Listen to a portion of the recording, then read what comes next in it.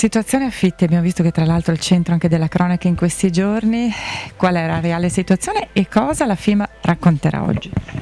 La reale situazione è che siamo in una vera e propria emergenza abitativa. Noi agenzie riceviamo una decina di telefonate al giorno da gente veramente disperata perché alloggi per studenti non se ne trovano. Ti dirò che nemmeno alloggi per residenziale normale, però diciamo che qualcosina c'è in quel settore, mentre per studenti veramente si fa fatica. Io nella mia posizione di presidente territoriale ricevo le telefonate degli altri presidenti di tutta Italia che dicono: ma cosa sta succedendo? Mio figlio non trova, mia nipote non trova, quindi è un problema che ha anche valicato i confini nostri territoriali perché appunto se ne parla anche fuori da Padova. Ma cosa è cambiato? Nel senso, non ci sono più alloggi una volta c'erano o? Allora, ci sono delle concause. Come spesso accade non c'è un problema solo, ma una somma di cause che hanno generato il problema.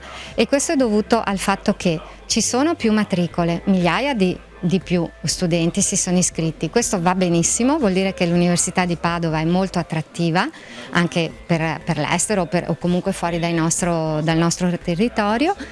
E quindi questo è un bene, però di fatto ci sono migliaia di persone in più che cercano. E poi c'è da dire che l'anno scorso alcuni proprietari, spaventati dal fatto che non ci fossero gli studenti e che non si sapesse bene quando sarebbero ritornati, hanno convertito gli appartamenti in residenziale normale. Poi c'è anche questo da dire: alcuni proprietari avevano appartamenti vecchi da sistemare, è chiaro che l'anno per sistemarli è questo, perché ci si avvale del super bonus e quindi non si spende o si spende molto poco e si sistema finalmente l'appartamento.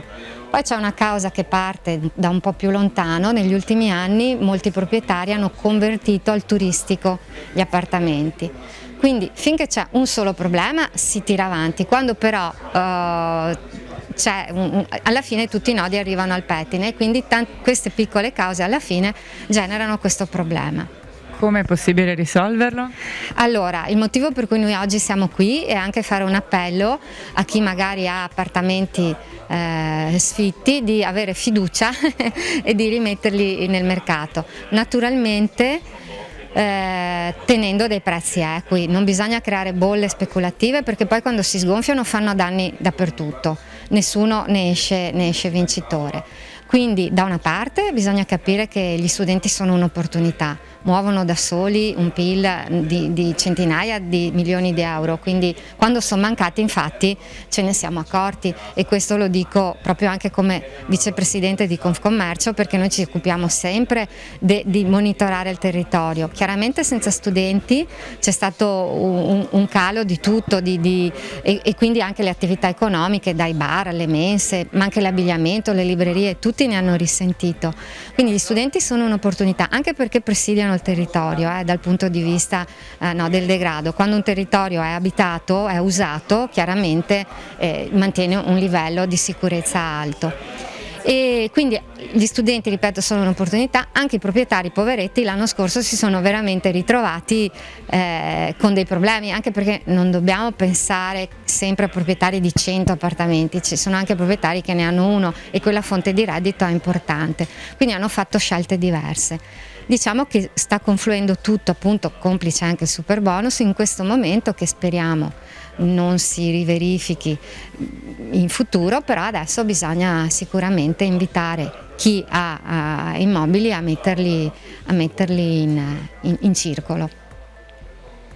Allora, c'è anche una questione dei prezzi. Sì, infatti è una questione delicata e noi come immobiliaristi di FIMA facciamo un gran lavoro di calmieramento del mercato, perché il fatto di creare una bolla speculativa come si sta un po' creando con un aumento dei prezzi incontrollato non giova a nessuno, perché quando le bolle si sgonfiano sul territorio rimangono solamente che problemi, quindi non conviene ai proprietari alzare a dismisura, perché alla fine quando la situazione si normalizzerà scapperanno gli inquilini dal loro appartamento e tantomeno agli studenti che chiaramente molte volte fanno tanti sacrifici e quindi si aggiungerebbe un problema a problemi che già ci sono. Quindi il nostro lavoro di operatore è proprio di mediare tra le richieste del proprietario e l'offerta dell'inquilino.